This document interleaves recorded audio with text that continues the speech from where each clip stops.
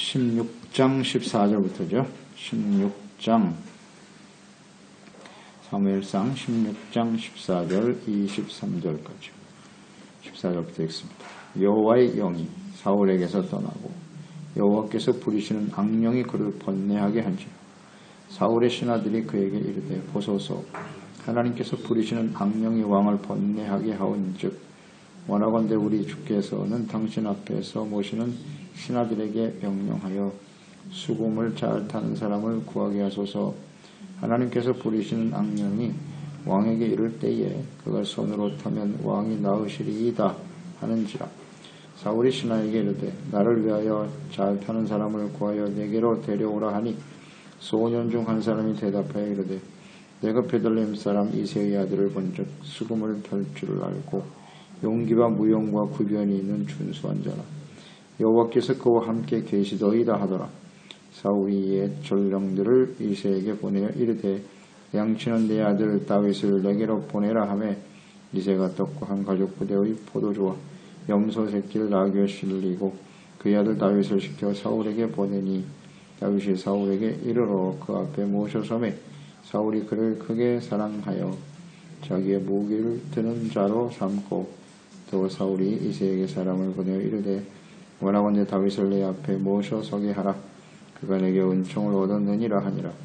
하나님께서 부리시는 악령이 사울에게 이를 때에 다윗이 수금을 들고 와서 손으로 던즉 사울이 상쾌하여 났고 악령이 그에게서 떠나더라. 아멘. 말씀과 성령을 쫓아 행하나. 하나님의 영으로 감동되어 왕이 되어 시작했던 사울이요. 교만과 욕심, 불순종, 거역, 완고함 이런 일로 인해서 이제 하나님 앞에 책망을 들었습니다. 이것을 돌이키지 않으면 하나님께서 왕을 버리실 것이요 말씀하셨죠. 근데 회개하지를 못하죠. 이런 말씀을 듣고도 회개할 줄 모르고 결국은 버림을 받게 됩니다. 그 회개가 얼마나 중요한가 하는 것을 우리는 잘 깨닫게 돼요. 우리 충분히 묵상됐죠. 왜 하나님이 이 사울 왕을 버릴 수밖에 없었는지. 충분히 기회를 주셨어요. 근데 돌이키지 않습니다. 다윗이 기름 부음을 받아서 왕으로 세워지게 되지요. 다윗에게 기름을 붓자마자 하나님의 영이 크게 임하였더라 그랬어요. 크게 임했다.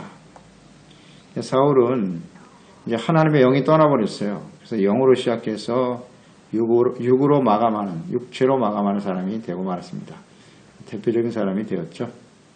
14절에 하나님의 영이 사울에게서 떠났다 그랬습니다. 하나님의 영은 하나님, 성령도 하나님이시니까요. 이건 주권적인 역사라고 봐야죠. 하나님의 성령이 임하실 수도 있고 떠나실 수도 있어요. 그건 아주 분명한 겁니다. 성령은 우리 마음대로 할 수 있는 게 아니에요. 과거에 내가 성령 충만하니까 내가 원하면 언제든지 성령이 나에게 임하여 계시다. 그렇지 않습니다. 그래서 우리는 잘 생각해야 되고요. 또 구약시대의 성령의 역사하심, 신약시대의 역사하시는 성령 약간 차이가 있죠. 구약시대의 성령님은 일시적으로 혹은 제한적으로 역사를 하시고 계심을 알 수 있어요.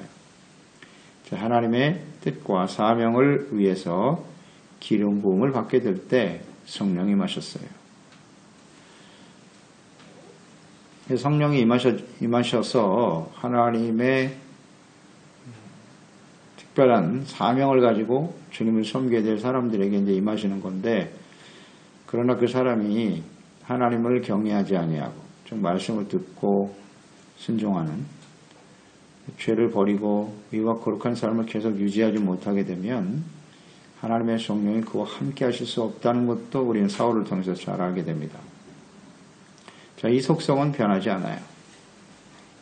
근데 신약시대의 성령님은 요한복음 14장 16절에 보면 예수님께서 내가 가면 또 다른 보혜사가 너에게 올 것이다. 그가 영원토록 너희와 함께 거하실 것이다 라는 약속을 하셨거든요. 영원히 함께 하십니다. 그렇지만 영원히 함께 하신다고 해도 뭐 변하지 않죠. 이제 예수님은 육체를 가지고 오셨기 때문에 계속 함께 계실 수 없었죠. 그러나 성령은 언제까지나 영을 통해서 우리 가운데 임하실 수 있다라는 의미인데, 이 사울에게 임했던 이 성령의 역사하심, 구약 시대는 제한적이지만 신약 시대에는 요엘서에 주님이 약속하셨죠. 모든 사람에게, 제한이 없어요. 모든 사람에게 영을 부어주시겠다고 하셨고요.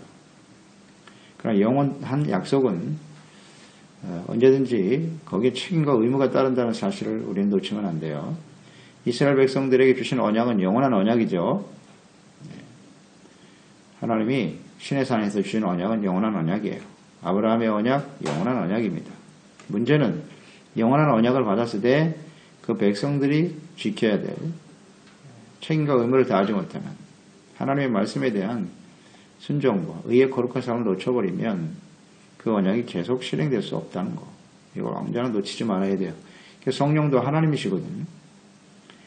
거룩하신 하나님이시잖아요. 성령, 거룩한 하나님의 영이시기 때문에 이 사울과 같이 육체의 욕심을 버리지 못하고 끊임없이 죄악 가운데 자기를 내버려 두면 하나님의 성령이 계속 역사하실 수가 없다는 것을 우리는 여기서 배우게 되는 거예요. 하나님의 영이 떠나버렸다 그랬어요.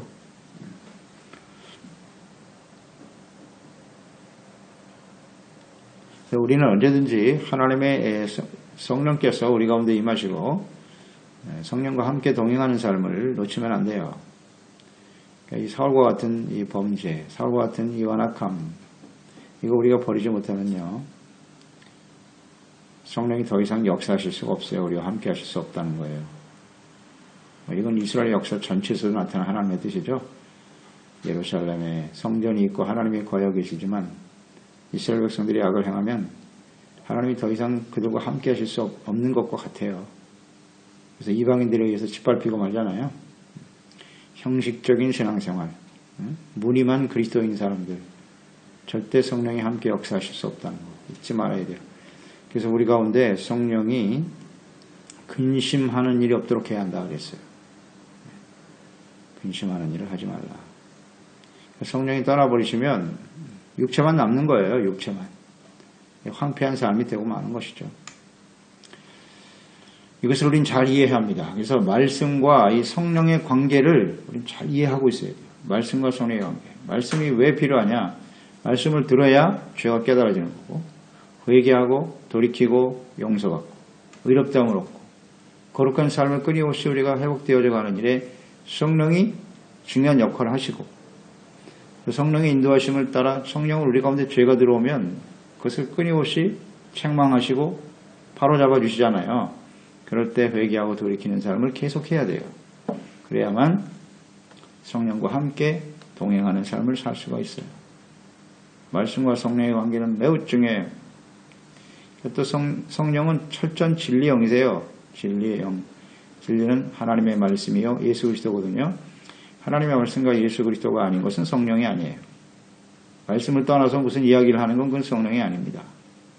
아주 틀림없죠. 네.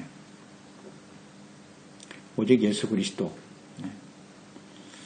그래서 문제는 하여튼 우리가 조심해야 될 것은 신약시대에 하나님께서 성령을 부어주시고 영원히 너희와 함께 하리라고 하는 약속을 주셨으나 갈라디아서 3장 3절 너희가 이같이 어리석으냐 성령으로 시작하였다가 이제는 육체로 마치겠느냐. 예. 성령으로 시작했다 육체로 마칠 수도 있다는 거예요. 이걸 놓치면 안 되고요. 또 성령 해방죄 아시죠? 성령 해방죄. 은혜 받았어요. 성령의 은사로 나타나고 한순간 성령의 인도하심을 따라 쓰임받는 사람이 되었는데 나중에는 성령 해방죄에 걸리더라. 이런 사람들은 용서받지 못한다 그랬어요. 자, 우리가 하나 깨달을 수 있는 것. 성령이 떠나버리시고, 사울이 이제 그런 대표적인 경우인데, 성령으로 시작했다가 육체로 마감하고, 성령을 해방하는 죄. 그것은 무슨 죄라고요? 그게 바로 고범죄예요, 고범죄. 고범죄는 사할 죄사가 없다 그랬잖아요. 고범죄는 특징이 뭐라고요? 절대 회개하지 않는다는 거예요. 그게 고범죄. 그러니까 지금 사울은 무슨 죄에 걸렸다? 고범죄에 걸린 거예요. 이걸 조심해야 돼요. 하나님의 성령이 우리 가운데 오셔서 성령이 하시는 일은 말씀으로 깨닫게 하는 일이거든요. 너 잘못했어. 하나님의 말씀이 옳지 않거든. 왜 말씀대로 안 하니? 계속 우리 가운데 책망하신다고요. 바로 잡으라고요. 그런데 계속 거부하는 거야, 내가. 이게 위험한 거예요. 그리고 회개를 안 해. 잘못했다고 계속 말씀으로 가르쳐주고 책망해주는데 회개를 안 하는 거예요. 이거 위험합니다. 이 사울처럼 이리저리 핑계대고 자신의 욕망을 숨기면서 만홀히 여기는 거예요. 하나님을 속여요. 잘못했다고 지적해주는데 그게 아니라 백성들이 자기 욕심을 숨기잖아요. 죄를 전가시키려고. 매우 위험해요. 이런 모습을 계속 갖게 되면 결국 사울처럼 돼요. 하나님의 영이 더 이상 계실 수가 없어요. 거룩한 영이시기 때문에. 이걸 놓치면 안 돼요. 그러니까 하나님의 영이 떠나니까 어떤 일이 벌어졌다? 악령이 들어오잖아요. 이게 영적인 사건이거든요. 하나님의 영이 충만해서 영의 인도가 성령의 인도를 받든지 아니면 사탄의 영의 이끌림을 받든지 둘 중에 하나예요. 절대 중간은 없어요. 잊지 말아야 돼요. 하나님이 보내신 영이 그에게 들어왔다. 사탄이 역사하는 거죠. 하나님이 이 성령으로 임하시기도 하지만 악한 영들이 역사하도록 제한적으로 하나님이 허용하셨잖아요. 에덴 동산에서도 있었어요. 마귀는 점도 있고 이건 하나님의 섭리라고요. 이걸 뭐 거스를 수가 없어요. 그러니까 하나님의 말씀을 순종하여 하나님의 성령과 예수 그리스도 안에서 하나님 안에서 살든지 아니면 사탄의 유혹에 마음을 빼앗겨 죄악 가운데 버려지든지. 자, 이게 바로 우리 선택이거든요. 하나님이 우리를 이렇게 의지적 선택을 할 수 있는 존재로 만드셨다는 거 항상 잊지 말고요. 성령의 인도하심을 거부하니까 끊임없이 교만과 욕심의 죄악 가운데 노출되어 있단 말이에요. 그걸 자꾸 주장하거든요. 그러면 마귀는 권리가 생겨요. 역사할 수 있는. 이게 하나님이 허용하신 범위예요. 그러니까 우리가 죄를 회개하면 더 이상 마귀는 역사할 수가 없어요. 그러나 회개하지 않고 끊임없이 죄악 가운데 행하면 그거는 사탄이 종이 될 수 있어요. 이런 것들을 우리 잘 생각해야 돼요. 이게 영적인 문제거든요. 욥기서 1장에도 잘 나와 있죠. 하나님과 사탄의 대화 우리가 보았잖아요. 제한적으로 허용하신다고요. 나중에 하나님이 오셔서 예수님 재림하심으로써 마귀를 무적행 속에 가두는 그때까지예요. 그때까지가 제한된 시간이에요. 사탄은 역사하고 있다. 그럼 하나님이 악을 조장하시는 분이냐? 절대 그렇지 않아요. 그렇지 않습니다. 하나님의 백성들이 선택하는 거예요. 하나님을 따르든지. 선택할 수 있는 기준은 충분히 제시하셨어요. 하나님의 말씀을 통해서. 하나님의 뜻도 알려주시고. 그런데 문제는 선택을 우리가 잘못한 거죠. 잘못된 선택을 하게 되면 이런 모습으로 흘러간다. 그래서 우리의 의지와 책임도 중요한 부분이 있다는 걸 잊지 말고요. 또 우리는 그것을 온전히 감당하지 못한다는 거예요. 이것도 솔직히 시인해야 돼요. 그렇죠? 말씀 통해서 깨닫는 거잖아요. 그렇게 신실한 모습으로 시작했던 사울도 엉망이 되잖아요. 이게 인간의 연약함이라고요. 이걸 알아야 돼. 그게 나의 모습이에요. 우리의 모습이라고. 그럼 어떻게 해야 되겠나? 그래서 성전도 주시고 제사법 다 주신 거예요. 용서받을 수 있는 방법을 충분히 제시하셨잖아요. 말씀을 통해 죄를 깨닫고 그 용서받을 수 있는 길까지 제시하셨죠. 이것을 완벽하게 이루신 분이 예수 그리스도 아닙니까? 십자가. 이렇게까지 다 열어놓으셨는데 교회도 세워주시고 예배를 통해서 충분히 하나님이 제공하고 계시잖아요. 그러니까 우리는 끊임없이 하나님 앞에서 또 예배를 통해서 말씀을 통해서 죄를 깨닫고 회개하고 돌이키는 삶을 계속해야죠. 근데 이걸 자꾸 거부하면 고범죄가 된다. 잊지 말아야 돼요. 그러면 사탄이 마음 놓고 역사할 수 있는 빌미를 제공하게 된다는 거. 이게 전체적인 하나님의 뜻이에요. 이걸 알아야 되죠.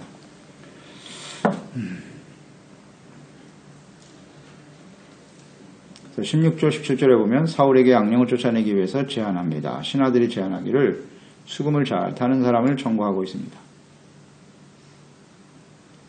수금을 잘 타는 사람을 청구해서 악령으로 고통당할 때 수금을 타면 악령이 떠날 것이다.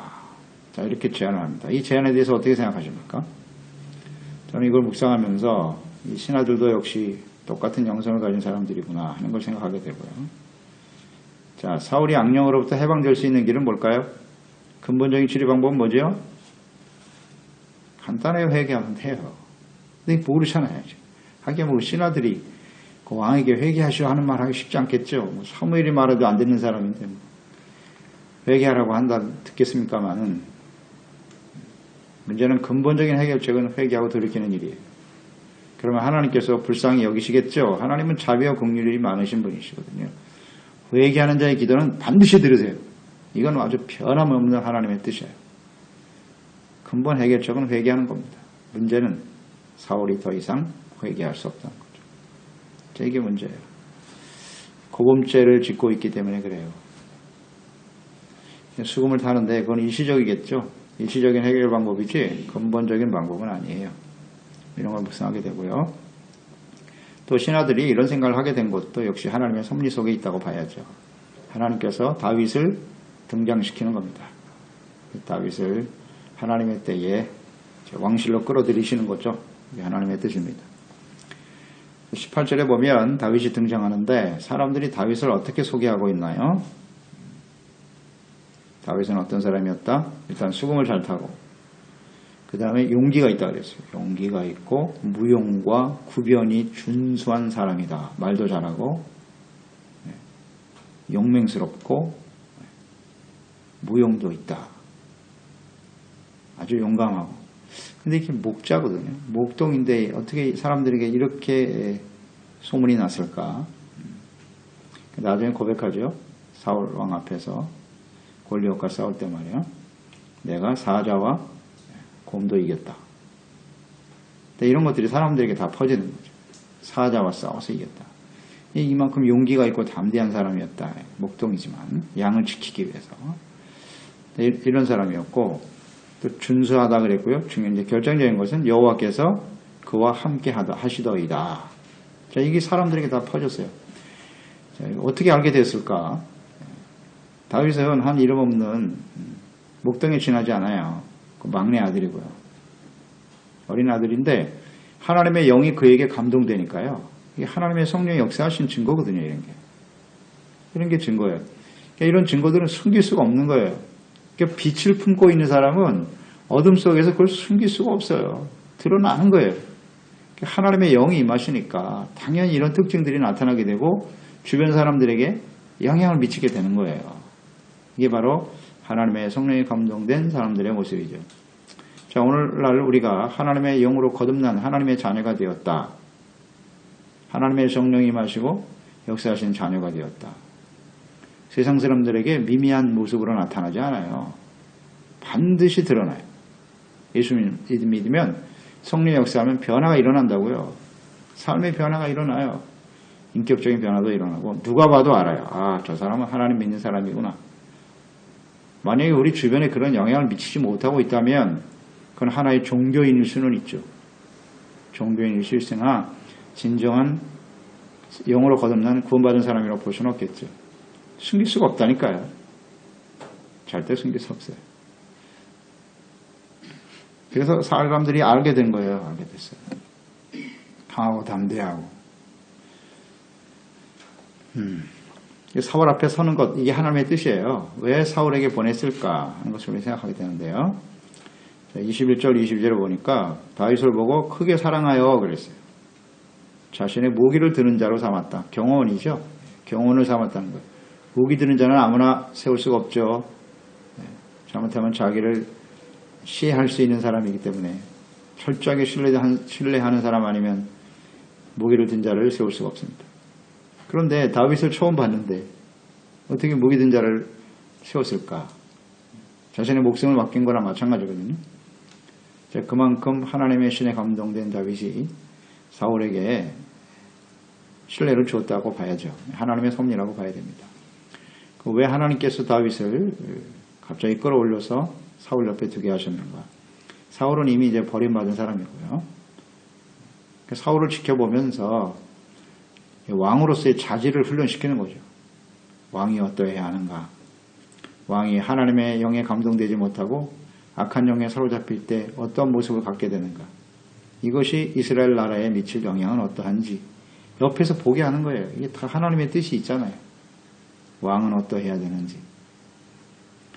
하나님의 영으로 시작된 사울이 악령에 들려서 이렇게 비참한 모습으로 살아가고 있다는 것을 보면서 경고하시는 거죠. 지금 너에게 하나님의 영이 임하여 있지만 내가 사울과 같은 모습으로 살아가게 된다면 너도 그와 같이 되리라. 교훈 아닙니까? 교훈이에요. 이건 다윗에게만 주는 교훈이 아니잖아요. 오늘 이 시대에 하나님의 영으로 거듭난 우리들의 삶에도 주는 경고 아니겠습니까? 이게 하나님의 뜻이에요. 그래서 왕이 해야 될 역할과 사명에 대해서 배우고 끊임없이 훈련시키기 위해서 하나님이 다윗을 사울에게 붙인 거예요. 그렇지만 이런 면이 있죠. 모든 사람들이 지금 다윗을 보고 인정하는 것처럼 하나님의 영에 감동되어 하나님이 그와 함께 하심을 사울도 곧 알게 되겠죠. 같이 있어 보면 알 거 아니에요. 그러면 그가 이제 다른 건 몰라도 하나님이 그와 함께 하신다는 사실, 이것이 자기에게는 큰 두려움이 될 거예요. 이 사울에게는. 그리고 왕으로 기름을 받은 자임을 알게 될 거란 말이죠. 숨길 수가 있나요, 이거를? 알게 될 때 어떻게 될 거냐는 거죠. 사울 옆에 있으면 사울이 반드시 죽일 거예요. 사울이 이게 정신 나간 사람이기 때문에 절대로 인정하지 않을 거란 말이죠. 그러니까 이 다윗에게는 기회가 되기도 하고 위기가 될 수도 있는 거예요. 숨길 수가 없거든요. 이건. 그러면 사울에 의해서 죽임을 당할 수도 있어요. 굉장히 지금 위험한 순간이죠. 그것이 현실이 됐고요. 사울이 다윗을 죽이려고 얼마나 애썼습니까? 그러니까 처음에는 크게 사랑하였지만 이제 하나님의 신에 감동되어 가는 데마다 승승장구하고 많은 사람들로부터 칭송을 받잖아요. 그러니까 시기 질투하게 되죠. 그래서 사울이 다윗을 죽이게 되는 이런 일이 벌어진단 말이에요. 그래서 성령의 인도하심을 받는 삶과 악령에 사로잡혀 살아가는 삶이 어떠한 것인가를 대조적으로 보여줄 거예요. 사울과 다윗의 삶을 우리가 보면서요. 우리가 다윗과 같이 될 수도 있고 사울과 같이 될 수도 있고, 이런 게 바로 성경이 주는 교훈이잖아요. 잘 선택하라는 겁니다. 그러나 둘 중에 하나예요. 그건 아주 틀림없어요. 중간은 절대 없습니다. 23절에 보니 하나님의 영이 감동된 다윗, 수금을 탈 때 악령이 떠나가더라. 그렇죠. 성령이 역사하시는데 악한 영이 거기 있을 수 있나요? 빛이 있는 곳에는 어둠은 사라질 수밖에 없는 거예요. 그러니까 하나님의 영에 감동된 사람의 찬양, 이것이 대단한 능력이 있다는 걸 여기서 알게 되죠. 하나님의 영, 수금을 잘 탄다, 찬양을 잘한다는 얘기거든요. 시편의 내용이 대부분 다윗의 찬양 내용이거든요. 수금을 탄다는 건 단순히 악기를 다룬다는 뜻이 아니라 그만큼 하나님의 영에 감동되어 찬양을 잘 드렸다는 뜻이에요. 그래서 우리가 하나님의 이름을 높이고 하나님의 영에 감동되어 찬양할 때 악한 영들이 떠나게 되는 것이다. 찬양 중에 하나님이 거하시거든요. 하나님이 임하면 당연히 어둠은 떠나죠. 그래서 우리가 하나님의 영으로 감동해 성령 충만한 증거 중에 하나가 찬양이에요. 찬양을 굉장히 좋아해요. 찬양은 하나님을 아는 사람만 할 수 있고, 또 하나 하나님이 하신 일을 직접 경험하고 깨달은 사람만이 드릴 수 있는 게 찬양이에요. 찬양할 때 악한 영이 떠나갑니다. 하나님의 영이 임하시니까요. 아주 두드러진 특징 중에 하나예요. 찬양이 은혜가 안 된다, 찬양이 싫다, 이건 이미 하나님의 성령의 인도하심을 받지 못하고 있다는 증거예요. 뭐 틀림없죠. 찬양 그 한마디 한마디가 은혜롭잖아요. 우리가 처음에 성령으로 건너서 은혜 받았을 때 생각해 보세요. 찬양 부르다가 눈물이 줄줄 흐르고 회개에 눈물도 쏟아지고 은혜에 감사의 눈물이 쏟아지고, 그게 찬양 아닙니까? 그게 살아있다는 증거지. 이건 다윗에게 아주 좋은 경험이에요. 사울이 비록 왕이지만 악령에 시달릴 수 있다. 그런데 찬양하며 기도하니까 귀신이 떠나는구나. 이걸 깨닫는 거예요. 이런 경험. 그러니 나는 계속해서 찬양하며 주님을 섬겨야 되겠구나. 깨닫게 되겠죠? 그래서 다윗이 그렇게 이게 좋은 경험이 돼서 일평생 하나님을 찬양했던 사람이에요. 나중에 왕 된 다음에 가장 먼저 한 일이 뭐예요? 찬양대 세운 거예요. 찬양대. 어마어마한 찬양대를 만들어 놓고 하나님의 성전에서 날마다 찬양하는 거예요. 하나님. 이야, 여기서 배운 거예요. 여기서 배운 거예요. 하나님이 다 깨닫게 하시는 겁니다. 우리는 오늘 말씀을 통해서 하나님의 영으로 시작한 사울이 사탄의 종이 되어 있는 이 모습을 우리가 보면서 사울과 같은 위치에 서지 않도록 어떻게 해야 되겠는가? 성령이 인도하시는 받아야 되겠죠? 성령을 근심하게 하는 일을 해서는 절대 안 돼요. 그러기 위해서는 하나님의 말씀을 프리메로 에스쿠차. 처음엔 들어야 돼요. 듣지 않으면 절대 순종이 안 돼요. 들어야 돼요. 날마다 듣고 잘못된 거 빨리 버려야 돼요. 회개 잘해야 돼요. 돌이키고 온전한 모습으로 하나님의 말씀은 도예요. 길도자라 그랬잖아요. 예수님이 길이고 말씀이 길이고 그 길을 따라가야죠. 길을 바꿔야 될 거 아니에요. 빨리. 그래서 주님을 바르게 섬기는 하나님의 말씀은 우리를 바른 길로 인도해주는 아주 소중한 하나님의 선물이에요. 그러니 말씀을 들어야죠. 말씀과 성령은 뗄래야 뗄 수가 없어요. 그래서 말씀을 쫓아나갈 때 성령은 늘 함께 하시고 승리하는 삶을 살아갈 수 있도록 하실 겁니다. 그렇습니다. 하나님 아버지, 오늘도 주님의 말씀을 대하면서 하나님의 영으로 감동되어 시작한 사울이 결국 하나님께 버림을 받아 악한 원수 마귀의 종이 되어버린 이 모습을 봅니다. 참으로 안타깝죠. 그에게 여러 번 기회를 주었으나 그는 결국 하나님보다는 자기 자신을 선택하고 말았죠. 하나님의 거룩한 지인과 사명을 맡은 자로서 하나님의 나라를 바르게 세우는 일에는 관심이 없고 오직 자신의 명예와 영광, 자신의 나라, 자신의 만족을 위해서 애썼던 사람 사울. 결국 사탄의 종이 되고 마는구나. 아주 중요한 교훈입니다. 이제 하나님의 영으로 감동되어 마지막 순간까지 하나님을 찬양하며 헌신했던 다윗의 삶이 우리에게 또한 교훈을 주듯이 우리가 하나님의 영으로 시작했다가 육체로 마감하는 사람이 되어서는 안 된다 하는 것을 깨닫고요. 언제나 하나님 말씀 앞에서 우리 자신을 처소복종시키고 우리와 함께 하시는 성령을 근심케 하는 사람이 되지 않게 하여 주시고 마지막까지 하나님의 말씀과 성령을 쫓아 아름다운 성령의 열매를 맺으며 주님을 기쁘시게 하는 그래서 마지막까지 하나님 앞에 쓰임받는 신실하고 충성된 종들 되게 하시옵소서. 예수님의 이름으로 기도드리옵나이다. 아멘. 16장 14절부터죠. 16장 사무엘상 16장 14절